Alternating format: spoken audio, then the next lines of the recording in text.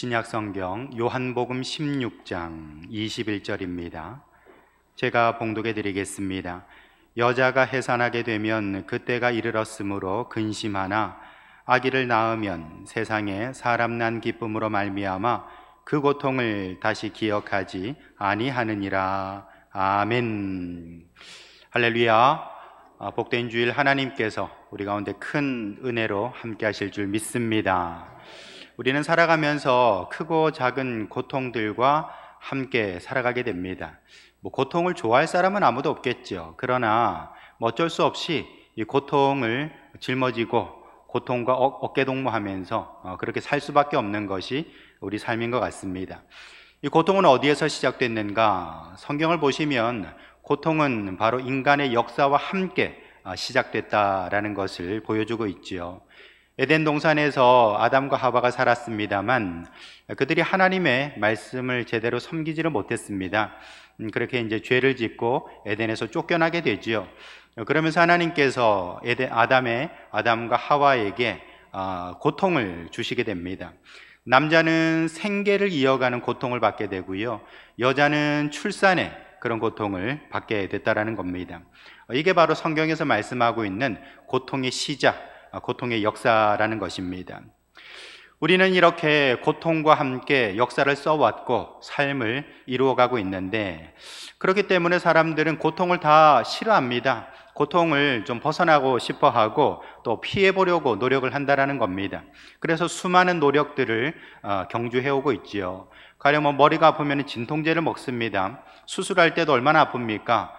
그 아픔을 견뎌내기 위해서 마취제 같은 것들을 만들게 되는 것이죠. 또한 우리의 마음이 괴로울 때도 있습니다. 마음의 고통을 이겨내려고 어떤 사람은 술을 마시고 어떤 사람은 또 다른 방법들을 사용하게도 된다라는 것입니다. 이 모든 것이 다 고통을 회피하려는 인간의 노력이라 말할 수 있습니다. 여러분, 종교도 마찬가지죠. 어느 나라나 어느 민족에나 많은 종교가 있고 신이 있습니다. 왜 그 많은 종교와 신들이 있는가? 또 왜 인류의 역사와 함께 종교는 유지되어 왔는가? 그 이유는 한 가지죠. 바로 고통 때문입니다. 사람들은 인생의 고통, 삶의 고통을 좀 이겨내보기 위해서 종교의 힘을 빌리려고 할 때가 많다라는 것이죠. 여러분, 이렇게 고통이라는 것은 우리 삶에서 뗄래야 뗄 수 없는 것인데, 그러나 할 수만 있다면 떼어내고 싶은 것이 바로 고통이라 말할 수 있습니다. 여러분, 그러나 우리가 생각해 볼 때에 고통이라는 것이 그저 무익한 것입니까? 아무짝에도 쓸모없는 것입니까? 그렇지는 않다라는 것입니다. 우리가 살아가면서 고통 때문에 힘들고 어려움을 겪지만, 그러나 이 고통이라는 것 또한 우리 삶의 일부로 받아들일 수 있어야 되는 겁니다. 여러분, 이 고통이라는 것이 우리를 괴롭게 만들지만 그것을 통하여 가져다주는 유익도 분명히 있다라는 것이죠. 여러분, 우리는 태풍을 싫어합니다. 그러나 태풍이 가져다주는 경제적 이익은 수백억 원에 달한다고 얘기를 하죠. 황사도 마찬가지입니다. 황사 누가 좋아하겠습니까? 근데 그거 아십니까? 황사 때문에 산성화되는 토양이 알칼리로 변하는, 그렇게 중성화되는 그런 어떤 작용도 한다라는 것이죠. 우리가 볼 때는 고통이고 우리가 볼 때는 고난인데 한풀 이렇게 벗겨보면은 그 속에 은혜가 있고 그 속에 축복이 있다라는 것을 알게 되는 것이죠. 여러분, 이와 같이 고통이라는 것이 우리 삶에서 정말 피할 수 없는 것들이지만, 그러나 그 속에도 정말 우리에게 주시는 은혜가 있다는 것을 우리는 기억해야 할 것입니다. 특별히 하나님께서는 우리에게 고통을 주실 때에 감당할 만한 힘과 능력도 주신다라고 약속하고 있습니다. 고린도전서 10장 13절에 보시면 하나님은 너희가 감당하지 못할 시험당함을 허락하지 아니하시고 피할 길을 내사 능히 감당하게 하신다라고 말씀하고 있어요. 여러분, 시험과 고난, 고통 하나님께로부터 왔다라고 말할 수도 있겠습니다만, 또한 하나님은 피할 수 있는 은혜도 주시고 피할 수 있는 길도 열어주신다라고 얘기를 하고 있어요. 여러분, 류마티스 치료제 중에 코르티손이라는 게 있습니다. 이 코르티손은 어떻게 만들어지는고 하니, 여러분, 임산부가 이렇게 아이를 베고 있을 때에 그 나오는 호르몬이 있어요. 또 황달에 걸린 사람에게 나오는 호르몬이 있습니다. 그게 바로 부신피질 호르몬이라는 건데요.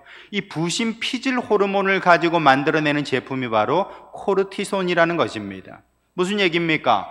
고통을 통해서 고통을 이길 수 있는 그런 약을 만들어낼 수 있다는 것입니다. 여러분, 이것이 바로 고통의 신분인 것이죠. 우리가 살아가면서 여러 가지 고통과 어려움들을 당하게 되지만, 그러나 우리는 그 고통을 통해서 성장하게 되는 것입니다. 그 고통이 때로는 나에게 약이 되는 겁니다. 나의 눈을 열어주고 나를 다시 한번 지혜의 길로 인도하게 해준다는 것이죠. 그러므로 성도 여러분, 저와 여러분들은 그저 고통을 쓸모없는 것으로, 성가신 것으로만 여기지 마시고, 고통도 나의 삶의 일부구나, 내 인생의 동반자구나 라는 관점으로 바라보시고, 오히려 그 고통을 통해서 삶의 지혜와 복을 받는 성도들 될 수 있기를 예수님의 이름으로 축원합니다. 마틴 셀리그만이라는 사람이 있습니다. 이 사람은 이른바 긍정심리학의 창시자가 되는 사람입니다. 마틴 셀리그만이죠. 근데 이 사람이 여러 사람들을 대상으로 설문조사를 했다라는 거예요. 당신의 인생에서 정말 고통스럽고 최악의 사건들, 그런 경험들이 있습니까? 라고 물어봤다라는 겁니다. 그렇게 당신은 고통받은 적이 있습니까? 라고 물어봤을 때에 여러 그 집단들 중에서 그렇게 한 1700명 정도가 나는 삶에서 참 여러 가지 고통을 겪었습니다. 가령 사랑하는 사람과 사별한다든지, 내가 질병 때문에 고통받았다든지, 여러 가지 어려움들, 그런 것들이 경험이 있습니다 라고 얘기했다라는 거예요. 근데 이 1700명을 대상으로 해서 행복도를 조사했는데요, 한마디로 말해 인생에서 큰 고통을 받았던 경험 있는 사람들의 행복도가 그렇지 않은 사람들, 그냥 평범하게 살아왔던 사람들보다도 훨씬 더 높더라는 것입니다. 여러분, 참 이상한 일 아닙니까?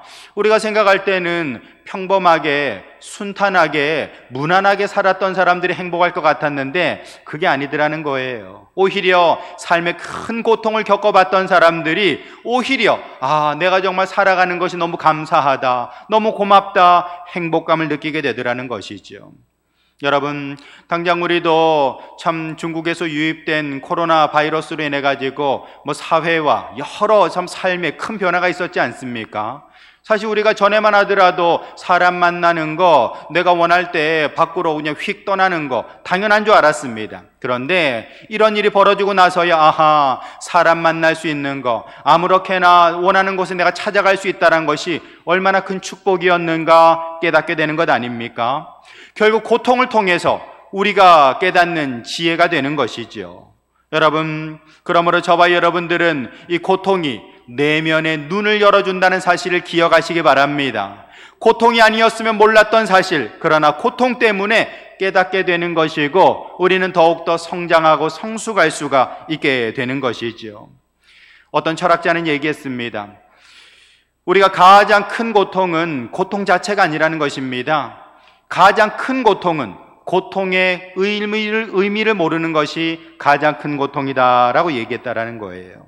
여러분, 우리가 살아가면서 참으로 이 고통 가운데 살아갈 때가 참 많은데, 고통의 의미를 알게 되면, 고통의 이유를 알게 되면 우리는 한결 나아지게 되고 감사하게 되고 성장하게 되는 것입니다. 오늘 말씀에도 보시면 예수 그리스도께서 이 십자가 고통에 대해서 여인의 해산하는 고통과 이렇게 연결해서 얘기하고 있습니다. 여러분, 정말 해산하는 고통이 얼마나 극심합니까? 마찬가지로 지금 예수님께서 십자가에 달리셔서 6시간이나 고통을 받으셔야 된다는 겁니다. 여러분, 이 십자가의 고통이 있지만 그러나 예수님은 그 고통의 이유와 의미를 알고 계신 분이라는 거예요.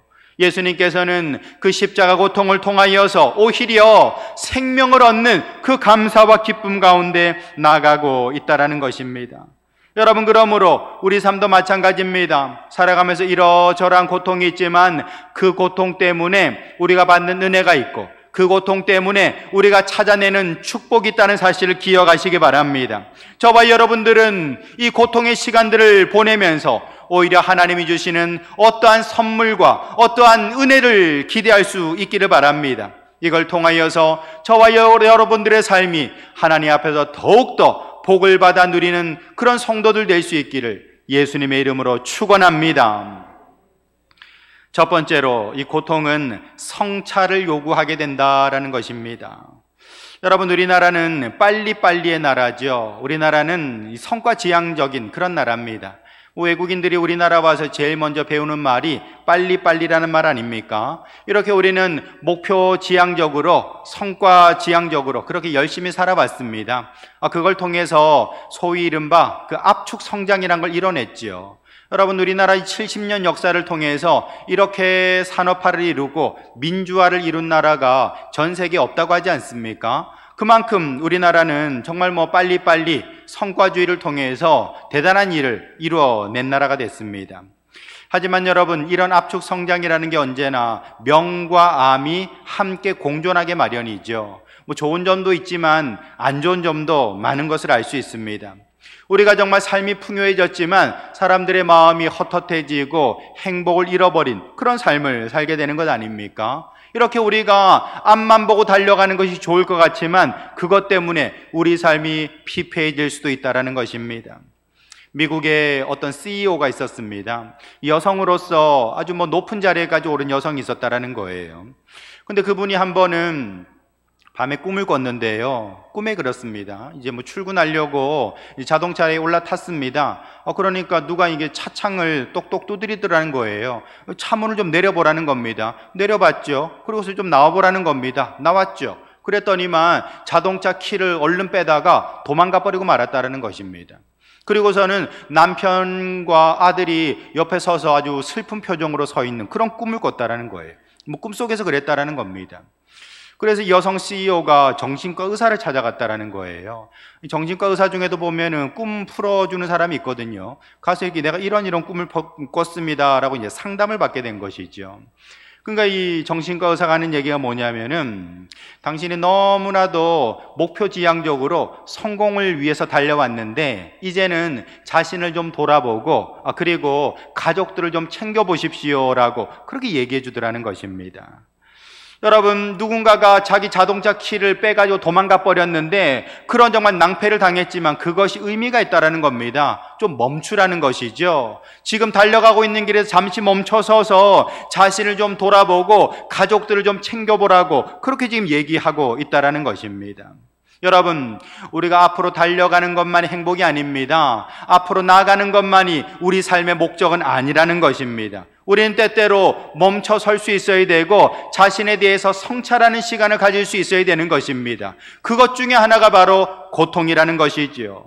우리는 고통을 만날 때에 멈춰서게 됩니다. 내가 잘 되던 일이 왜 갑자기 안 되지? 왜 이렇게 안 풀릴까? 생각하게 되는 것 아닙니까? 그때 우리는 이 성찰의 시간을 가지게 되고 그걸 통하여서 우린 더 큰 은혜와 진리를 깨달아 알 수 있게 되는 것이죠. 전도서 7장 14절에 보시면 형통한 날에는 기뻐하고 곤고한 날에는 되돌아보아라 라고 했습니다. 곤고한 날, 고통을 만났을 때에 되돌아보라는 겁니다. 멈춰서서 생각해 보라는 것입니다. 그런 성찰을 통하여서 우리는 하나님을 깨닫게 되고 하나님께서 나에게 베풀어 주시는 그 뜻과 삶의 의미를 발견하게 되는 것입니다. 여러분, 아담은 이제 에덴에서 쫓겨나서 농사 짓는 사람이 됐겠죠. 농사 지을 때마다 그렇게 정말 맨손으로 농사 지을 때마다 뭘 생각했겠습니까? 에덴을 떠올렸겠지요. 정말 그 땅에서는 내가 좋은 건 누렸는데 내가 죄 때문에 이렇게 고생하는구나. 그렇게 해서 농사 지었던 것들이 태풍에 다 날아가고 갈 때마다 그때마다 자기의 죄를 돌아보지 않았겠습니까? 하와도 마찬가지겠죠. 하와도 해산의 고통이 있을 때마다 정말 자신의 삶을 돌아보겠죠. 내가 선악과를 먹지 않았다면 생각하면서 옛날을 추억하게 될 것입니다. 여러분, 이렇게 고통이라는 것은 언제나 우리로 하여금 생각하게 만들고 성찰하게 만든다는 겁니다. 우리는 그 성찰을 통하여서 자신을 돌아보고 세워나갈 수가 있게 되는 것이죠. 이스라엘 백성들은 모세를 따라서 애굽에서 나왔습니다. 그렇게 광야를 지나서 가나안 땅에 들어갔습니다. 가나안 땅에 들어가서도 그들에게는 여러 절기들이 있었어요. 유월절이 있고 무교절이 있고 초막절이 있고 각종 때때마다 절기가 있었습니다. 근데 그런 절기들마다 규례들이 있는데요, 어떤 때는 밖에 나가서 천막을 치고 살아야 됩니다. 그리고 무교병이라고 해서 이제 누룩이 들어있지 않은, 한마디로 말해 맛없는 빵을 먹어야 됐습니다. 그리고 쓴 나물도 같이 먹어야 되는 거예요. 여러분, 이렇게 집 나와가지고 텐트 치고 살고 무교병 쓴 나물 먹을 때 애들이 뭐라고 하겠습니까? 아빠, 아니 왜 우리 집 놔두고 여기 나와서 살아요? 아니 왜 맛있는 음식 놔두고 이렇게 맛없는 거 먹어야 돼요? 물어볼 겁니다. 근데 뭐라고 하겠습니까? 그거는 우리 옛날에 조상들이 애굽에서 노예로 고생하고 살았는데 하나님께서 우리를 구해주신 거야. 그래서 그걸 기념하기 위해서 이걸 먹는 거란다 라고 얘기해 주게 되는 것이죠. 여러분, 이렇게 고통의 시간을 통하여서 과거의 그 노예의 시절들을 떠올리게 되는 것입니다. 여러분, 고통은 성찰의 시간을 우리에게 가져다 주는 것입니다. 고통을 통해서 우리는 생각하게 되고 자신을 돌아보게 되고 우리는 더 큰 지혜의 바다로 나갈 수가 있게 되는 것이지요. 그러므로 성도 여러분, 때때로 여러분의 삶 속에 고통이 찾아올 때에 멈춰서서 생각하시기 바랍니다. 하나님을 바라보시기 바랍니다. 물어보시기 바랍니다. 이 과정을 통하여서 저와 여러분들의 삶이 주 안에서 더욱더 정말 큰 지혜의 땅으로 나갈 수 있기를 예수님의 이름으로 축원합니다. 독일을 대표하는 작가라고 한다면 보통은 괴테를 떠올립니다. 괴테는 18세기 사람이죠. 이 독일의 아주 큰 문호라고 얘기를 합니다. 근데 20세기에 있어서 독일을 대표하는 작가라고 한다면 헤르만 헤세를 떠올릴 수가 있을 거예요. 여러분이 헤르만 헤세는요, 1877년에 태어난 사람입니다. 그리고 그의 아버지가 목사님이셨어요. 그리고 이제 인도로 이렇게 선교를 떠났던 분이었습니다. 그래서 이제 헤르만 헤세도 어린 시절에 인도에서 몇 년간 지낼 수가 있게 된 것이죠. 나중에 이제 그가 시다르타라는 소설을 쓰게 된 것도 아마 그런 어떤 인도의 삶이 이제 경험이 있었기 때문에 그럴 것입니다. 근데 이 참 헤르만 헤세가 아버지 따라서, 선교사 아버지 따라서 여기저기를 옮겨 다녀서 그랬는지 모르겠습니다만 학교에 잘 적응을 못했답니다. 그래서 학습 능력도 좀 떨어지고요, 뿐만 아니라 학교에 제대로 적응을 못해서 그만 자퇴를 하고 나와버렸다는 것이죠. 사회 속에서도, 사회생활도 좀 적응을 잘 못했습니다. 그래서 저기 가서 이제 그 시계 공장에 들어갔는데 그 시계 공장에서도 제대로 이렇게 적응을 못해가지고 결국 이제 퇴사하고 나와버리고 말았다라는 겁니다. 그러니까 이렇게 할 일 없이 결국 이제 서점에 들어가가지고 그냥 책 관리하는 그런 허드렛 일 하면서 지냈는데요. 이렇게 어찌 보면은 참 학교에도 적응 못하고 사회에도 적응 못하고 그렇게 좀 비참한 삶을 살아가니까 얼마나 마음속이 괴롭겠습니까? 그래서 헤르만 헤세는 신경쇠약이 있었답니다. 정신적으로 늘 눌리는 삶을 살았다라는 것이죠. 여러분, 근데 어떻게 그가 그렇게 정말 20세기 독일의 대표되는 작가라고 불릴 정도로 그런 정말 그 작가가 될 수 있었을까요? 바로 그에게는 고통의 시간이 있었기 때문에 그런 것입니다. 그가 생각하는 시간이 있었기 때문에 결국에는 정말 아름다운 글을 쓸 수 있었고 정말 통찰력을 가지고 소설을 지을 수가 있었던 것이죠. 결국 그는 1946년에 노벨 문학상을 받게 됩니다.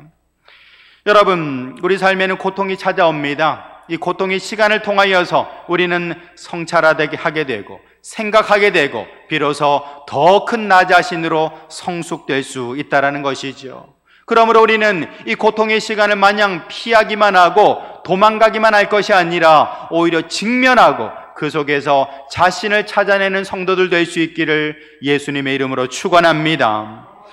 여러분, 사도 요한은 12명의 제자, 예수님의 12명의 제자들 중에서 유일하게 순교하지 않은 제자입니다. 90살 넘게 살았어요. 마지막에는 이제 에베소 교회에서 목회를 하고 이렇게 하나님의 부르심을 받게 됐지요. 우리가 볼 때는 순교 안 했으니까 참 천수를 누리고 행복하게 잘 살았겠구나 생각하지만 그렇지도 않습니다. 여러분, 그 당시에는 예수 믿는 사람들이 핍박을 받던 시대였죠. 초대교회입니다. 그렇기 때문에 이 사도 요한은 목회를 하면서 굉장히 어려움들이 많았습니다. 그래서 반모섬 같은 데서 유배 생활도 하지 않았습니까? 하지만 더더군다나 그는 예수님의 어머니 마리아를 모시고 있어야 됐다는 것이죠. 그 어머니를 모시면서 여기저기 도망 다녀야 했고요, 그렇게 목회를 감당해야 됐다는 것입니다. 여러분, 그 90이 넘은 그 할아버지가 나와서 설교할 때면요, 오래 설교를 못하는 것이죠. 하는 얘기는 몇 마디 안 된다는 겁니다. 근데 주로 하는 얘기가 아가파테 앙겔루스라고 말하는 것이죠. 아가파테 앙겔루스, 서로 사랑하라, 서로 사랑하라, 그 몇 마디 하고서 이게 들어간다는 것입니다. 여러분, 그래서 이 사도 요한을 일컬어서 사랑의 사도라고 얘기를 하는 거예요. 근데 여러분, 이 사도 요한이 본래 별명이 있었습니다. 그 별명이 뭔 줄 아십니까? 보아너게라는 별명을 가지고 있었어요. 보아너게라는 건 뭐냐면 이 우레의 아들입니다. 번개의 아들, 번개맨이라는 겁니다. 우리를 무시하는 사람들, 예수님, 우리가 기도해가지고 하늘에서 불이 떨어져서 저 사람들을 확 살라버릴까요? 라고 말했던 사람. 그래서 그의 별명이 우레의 아들 보아너게라는 것입니다. 얼마나 혈기가 방장한 사람입니까? 근데 여러분, 이런 우레의 아들이 어떻게 사랑의 사도가 될 수 있었을까요? 그거는 고통 때문입니다. 그가 어머니 마리아를 모시면서 살아내야 하고, 그리고 에베소 교회에서 목회하는 그 모든 고통스러운 과정들을 통하여서 그의 삶이 바뀌어지게 되는 겁니다. 우레의 아들이 사랑의 사도로 변화될 수 있었다라는 것입니다.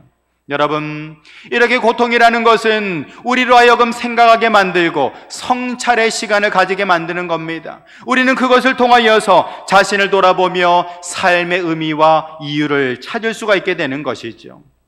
저와 여러분들, 지금 이 순간 고통의 시간 속에 있다 할지라도 여러분, 그 시간을 통하여 생각하시기 바랍니다. 성찰하시기 바랍니다. 그 모든 것을 통하여서 하나님의 은혜를 발견하고 믿음으로 일어서는 성도들 될 수 있기를 예수님의 이름으로 축원합니다. 두 번째로, 고통은 소통으로 인도한다라는 것입니다.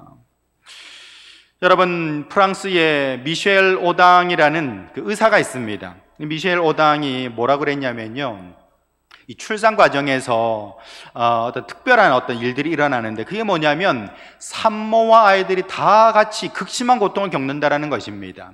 여러분, 우리가 뭐 출산 자연분만 할 때 보면은 이 출산 과정에서 산모가 굉장히 고통스러워하죠. 몇 시간씩, 10시간이고 12시간이고 고통을 합니다.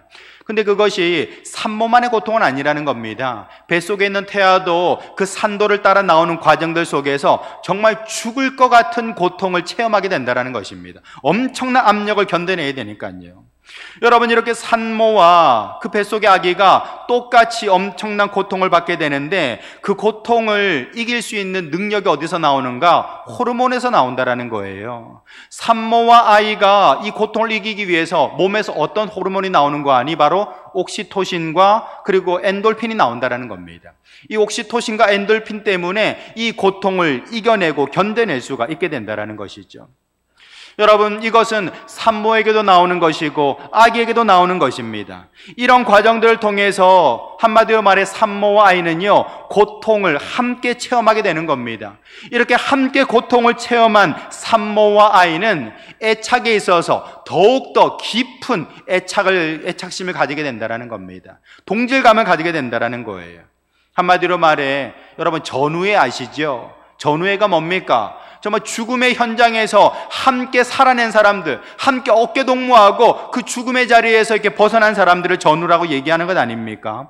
여러분, 이렇게 산모와 아이가 그 극심한 고통의 과정들을 통하여서 전우애가 싹트게 된다는 겁니다. 깊은 애착의 관계를 가질 수가 있게 된다는 것이죠. 여러분, 이것이 바로 고통 속에서의 소통이라고 말할 수 있는 것입니다. 여러분, 고통에는 한 가지 특징이 있습니다. 그게 뭐냐면요, 고통은 타인과 공유되지 못한다는 특징을 가지고 있어요. 여러분, 한번 보십시오. 우리가 살아가면서 뭐 이런저런 아픔들을 가지고 살아갑니다. 나의 아픔, 나의 고민, 나의 문제가 있죠. 그런데 그 모든 아픔은 철저히 내 몫이지 않습니까? 이것은 그저 내 거일 뿐인 거예요. 여러분, 나의 고통을 다른 사람들이 함께 져줍니까? 다른 사람들이 함께 알아줍니까? 그런 경우는 잘 없다라는 것입니다. 여러분, 우리는 고통 속에서 철저하게 고립감을 느끼게 되는 것이지요. 물론 친구들이 있지만 내가 고통받을 때에 친구들이 위로가 되지를 못합니다. 심지어는 가족에게도 나의 고통을 나누지 못할 때도 분명히 있다라는 것입니다. 욥을 한번 보세요.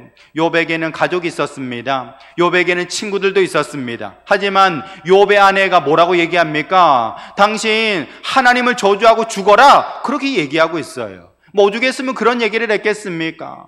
여러분, 가족이 있지만 욥의 고통과 함께 공감하지 못하는 것이죠. 친구들도 마찬가지입니다. 뭐 엘리바스라든지 빌닷이라든지 여러 친구들이 찾아와가지고 뭐 처음에는 위로하듯이 이런저런 얘기를 하지만 여러분 욥기 읽어보셨죠? 읽어보면은 여러분 논쟁밖에 안 합니다. 욥의 상황을 가지고서 친구들의 말이 다르고 욥의 말이 다르다는 거예요. 여러분 지금 논쟁할 상황입니까? 지금 정말 집안이 망하고 병들어서 고통받고 있는데 친구들이 와서 기껏 하는 게 뭐 잘했니 잘못했니 따지고 있다는 것이죠. 여러분, 이렇게 우리는 고통받을 때에는 친구도 가족도 그 고통을 함께 공유하지는 못한다는 것입니다. 여러분, 우리는 기억해야 됩니다. 고통이라는 것은 남과 소통하라고 주어진 시간이 아니라는 것입니다. 우리가 고통받을 때에 다른 사람과 함께 고통을 나눌 것이 아니라 오히려 내면의 세계로 들어갈 수 있어야 되는 것이죠. 우리는 타인과 소통할 것이 아니라 자신의 내면과 소통함으로써 하나님을 만날 수 있어야 되는 것입니다. 우리 예수님 말씀하셨죠. 기도할 때 어디 들어가라고 그랬습니까? 골방 들어가라고 그랬습니다. 골방이라는 것은 고립의 공간과 시간을 말하는 것이지요. 그렇게 고립의 공간과 시간으로 들어갔을 때에 거기 누가 계시다는 겁니까? 하나님이 계시다라는 것입니다. 여러분, 나의 고통을 아무도 알아주지 못하고 아무도 이해해주지 못하지만 그러나 내 안에 계신 하나님은 알아주시고 소통하시는 줄 믿으시길 바랍니다. 우리는 이것을 통하여서 다시 한번 하나님 앞에서 은혜 받고 믿음으로 일어설 수 있어야 되는 것이죠. 빅터 프랭클이라는 의사가 있습니다. 이 사람 유대인 출신이고요. 근데 이 사람도 유대인이기 때문에 2차 세계대전 당시에 잡혀가지고 폴란드에 있던 아우슈비츠 수용소 그리고 여러 수용소에서 전전하면서 이 수용 생활을 하게 됐던 것입니다. 무려 3년간이나 그렇게 수용소 생활을 하다가 전쟁이 끝났을 때 극적으로 이렇게 살아나오게 됐던 것이죠. 여러분, 수용소는 어떤 곳입니까? 고통의 현장이고 고립의 장소인 것이죠. 아무도 빅터 프랭클의 그런 마음의 상태와 삶의 고통에 동참해 주질 않습니다. 여러분, 그렇게 고통과 고립의 현장 속에서 빅터 프랭클이 살아낼 수 있었던 방법은 하나밖에 없었습니다. 끊임없이 삶의 이유를 물어봤다라는 것이죠. 내가 왜 살아야 되는가? 내가 이곳에서 왜 버텨내야 되는가? 내가 살아야 할 이유는 무엇인가? 끊임없이 물어봤다라는 거예요. 그렇게 그가 수용소에서 나오고 난 뒤에 뭐 여러 책도 쓰고 강연도 했습니다만 그가 하는 말이 이것입니다. 왜 살아야 하는지를 아는 사람은 그 어떤 상황도 견뎌낼 수 있다라는 것입니다. 자기가 왜 살아야 하는지를 아는 사람은 그 정말 자신의 그 고통을 견뎌낼 수 있다라는 것이죠. 여러분, 우리는 삶의 이유를 어디서 찾습니까? 친구들하고 뭐 술 마시면서 찾습니까? 가족들하고 뭐 떠들고 놀면서 찾습니까? 아닐 겁니다. 우리는 삶의 이유를 내면에서 찾을 수 있습니다. 내 안에 계신 하나님 만날 때에 우리는 비로소 내가 왜 사는지를 깨달을 수 있게 되는 것이지요. 저와 여러분들은 고통을 통하여서 이 삶의 이유를 발견하시고 하나님 앞에 정말 믿음으로 일어설 수 있기를 예수님의 이름으로 축원합니다. 여러분, 성경에 보시면 죽고 싶었던 사람이 또 나오죠. 바로 엘리야였습니다. 엘리야는 갈멜산에서 불이 떨어지게 했던 사람입니다. 성경에서 불 떨어지게 한 사람은 여러분 사도 요한이 아니고 바로 엘리야였던 거예요. 엄청난 선지자죠. 하지만 그는 이 사건 이후에 극심한 우울증을 겪게 되고요, 로뎀나무로 가서 나 그만 살고 싶습니다 라고 고백하게 되는 것입니다. 여러분, 왜 그런 거 하니? 뭐 하늘에서 불 떨어지면 뭐합니까? 우상의 수괴에 해당되는 아합과 이세벨은 꿈쩍도 안 하는 거예요. 뭐 하늘에서 불 떨어지는 기적을 보여줬으면 엘리야 생각에 아유, 우리가 잘못했습니다. 우리가 전에 이렇게 참 바알 섬기고 아세라 섬겼던 거 죄송합니다. 회개하고 나올 줄 알았더니 웬걸이요. 내가 저 엘리야를 잡아 죽이지 못한다면 정말 내가 어떻게 하리라 뭐 결단하면서 그냥 이세벨이 그냥 길길이 날뛰는 거예요. 그런 모습을 보면서 야, 나의 사역은 실패했구나 생각하게 됐던 것입니다. 여러분, 이런 과정들을 통해서 엘리야는요 광야로 나가게 되고 로뎀나무 아래에서 하나님, 저는 실패자입니다. 저는 이제 그만 살고 싶습니다. 저를 좀 데려가 주세요 라고 그렇게 얘기하게 되는 것이죠. 이 로뎀나무라는 것은 고통의 장소, 고립의 시간을 상징하는 것이겠지요. 하지만 여러분, 그런 어떤 고통과 고립의 시공간 속에서 그는 하나님을 만나게 됩니다. 하나님께서 호렙산에서 만나 주셨어요. 여러분, 그 하나님께서 엘리야를 만났을 때에 그에게 무엇을 주시는가? 삶의 이유를 주십니다. 뭐라고 하시는 거 아니? 엘리야야, 너는 가서 하사엘에게 기름 붓고 예후에게 기름 붓고 엘리사에게 기름 부어줘라 라고 얘기를 했어요. 하사엘은 아람의 왕이고요, 예후는 아합 왕을 뒤를 이을 이스라엘의 왕이 될 사람이고요, 엘리사는 엘리야의 후계자였던 겁니다. 정말 자신의 삶이 아무 참 열매도 없고 나는 실패자라고 생각했을 때에 하나님께서 엘리야에게 삶의 이유, 사명을 주셨다라는 것입니다. 여러분, 저와 여러분들도 마찬가지입니다. 우리가 고통의 시간을 맞이할 때에 그 시간 속에 괴롭고 힘든 마음을 가질 수 있습니다. 나는 끝났구나, 나는 실패자구나 생각할 수 있습니다. 그때 여러분의 내면으로 들어가 보시기 바랍니다. 그 안에 계신 하나님 만나시길 바랍니다. 하나님과 소통하시면은 하나님께서 우리의 삶의 이유와 목적을 허락하시는 줄 믿으시길 바랍니다. 우리는 그것을 통하여서 다시 한번 이 세상을 힘있게 살아갈 힘과 능력을 얻을 수가 있게 되는 것이죠. 전도서 12장 1절에 보시면 곤고한 날에 너의 창조주를 기억하라 라고 말하고 있습니다. 우리 삶의 고통의 시간을 보낼 때에 우리는 나의 창조주, 나를 이렇게 만드시고 디자인하신 분, 그분에게 나아갈 수 있어야 되는 것이죠. 바라기는 저와 여러분들 고통의 시간들 속에서 내 안에 계신 하나님과 소통하시고 다시 한번 힘과 은혜를 받아 누리며 살아가시길 예수님의 이름으로 축원합니다. 세 번째로, 고통은 감사로 바뀌게 된다라는 것입니다. 여러분, 오늘 본문에 보시면 예수님께서는 당신이 당하실 십자가의 고난을 여인의 해산의 고통과 연결해서 말씀하고 있습니다. 해산의 고통은 정말 극심한 것이지요. 그러나 아이의 그 응애하는 울음소리를 들을 때에 정말 그 모든 고통, 10달 동안 정말 뱃속에서 아이를 베고 있었던 그 정말 아픔들은, 힘들었던 일들은 다 사라지게 되는 것입니다.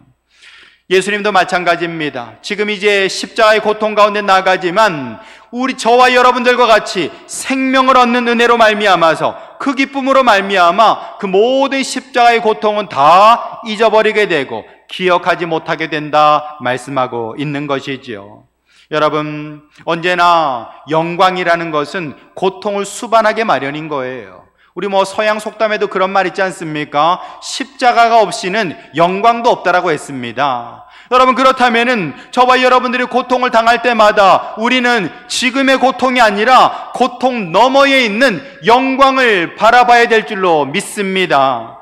여러분, 아브라함은 믿음의 조상입니다. 근데 그가 믿음의 조상이라는 칭함을 받기 전에 어떤 일이 있었습니까? 그건 바로 이삭을 모리아 산에서 바쳐야 됐다라는 것이지요. 여러분, 다른 것이 아니라 바로 자신의 사랑하는 아들을 하나님께 제물로 바치는 과정을 통하여서 비로소 그가 믿음의 조상으로 인정함을 받을 수가 있었다라는 것이죠. 여러분, 화가 중에 마르크 샤갈이라는 사람이 있습니다. 이 샤갈이라는 사람이 이삭의 희생이라는 제목의 그림을 그린 적이 있었어요. 그가 이제 한 80 넘어서 이 그림을 그렸습니다. 근데 그 이삭의 희생이라는 그 그림을 보시면은 당연히 이제 아브라함이 칼 잡고서는 이삭을 잡으려는 그런 장면을 묘사하고 있습니다. 그런데 그 한 귀퉁이에 보면은 여인을 그려놨어요. 여러분, 이 여인이 누구겠습니까? 사라였던 것이죠. 여러분, 우리는 성경을 보면서 모리아산에 등장인물이 두 사람밖에 없지 않습니까? 아브라함이 등장하고 또 이삭이 등장합니다. 그래서 우리는 흔히들 아브라함과 이삭에게만 이 카메라의 포커스를 맞춰서 보게 됩니다. 그러나 샤갈이 맞지요. 여러분, 당연히 그때 사라가 살아 있었고요, 집에 있었습니다. 물론 모리아산에 따라가지는 않았다 할지라도 집에서 뭐하고 있었겠습니까? 슬픔 속에, 비통함 속에 울고 있었던 건 아니겠습니까? 샤갈은 그것을 놓치지 않고 포착해내고 있었던 것이죠. 아브라함도 슬프고요, 이삭도 고통 가운데 있지만 그러나 사라 또한 고통 가운데 몸부림치고 있다는 것을 그 한 폭의 화폭에다가 그렇게 정말 다 표현해내고 있다는 것이죠. 여러분, 이 모든 고통, 이 샤갈이 말하고 싶었던 것은 인간이 가진 모든 고통이었던 겁니다. 이 모든 고통을 통과할 때에 비로소 그는 믿음의 조상 될 수 있었다라는 것이죠. 여러분, 그 이삭의 희생이라는 그림을 보시면요, 위에 예수님의 십자가 지고 가시는 모습이 또한 같이 그려져 있습니다. 결국에는 그 이삭의 정말 희생이 결국 예수 그리스도의 희생으로서 연결되고 있다는 것을 말해주고 있는 것이죠. 우리는 고통을 당할 때에 힘들어합니다. 또 괴로워합니다. 좌절합니다. 낙심하기도 합니다. 그러나 여러분, 고통은 우리 친구 같은 겁니다. 고통이라는 것은 인생의 동반자 같은 것입니다. 내가 뗄래야 뗄 수도 없고요, 걷어찬다 그래서 도망가지도 않습니다. 결국에는 우리는 어쩔 수 없이 고통과 어깨동무하면서 갈 수밖에 없는데, 그 고통 너머에는 하나님의 선물이 있다라는 것입니다. 여러분, 우리가 때때로 풍랑을 만나지만 이 풍랑이 끝나고 나면 소망의 항구로 나아가게 되는 줄 믿으시길 바랍니다. 1871년에 미국 시카고에서 대화재가 있었습니다. 여러분, 이 화재가 얼마나 극심했는지 무려 나흘 동안이나 도시가 불탔다라는 것이죠. 우리가 때때로 산에서 불이 났다 그러면은 산이니까 화재 진압하기가 쉽지 않잖아요. 그래서 며칠씩 불타는 건 있지만, 여러분, 평지, 이 도시가 4일 동안 불탄다라는 것은 이 보통 일이 아닌 것입니다. 여러분, 이 대화재, 이 시카고 대화재로 인하여서 10만 명의 이주민이 생기고요, 그리고 300명이 그 화마에 휩싸임을 당하고 말았다라는 것입니다. 여러분, 그때에 그 시카고에는 무디 목사님의 교회도 있었습니다. 무디 목사님의 교회도 그냥 홀랑 다 타버렸습니다. 한 줌째로 변하고 말았다라는 것이죠. 이 화재가 끝나고 나서 어떤 신문기자가 찾아와서 무디 목사님에게 비아냥거렸습니다. 아니, 목사님, 평소에 저기 하나님이 은혜 주신다 그러고 지켜주신다 그러고 늘 그렇게 말씀하시더니만 왜 하나님은 교회를 안 지켜주셨을까요? 왜 하나님께서 교회가 홀랑 타도록 내버려 두셨을까요? 하고 이제 질문을 던진 것이죠. 여러분, 그때 무디 목사님 뭐라고 하시는 거 아니?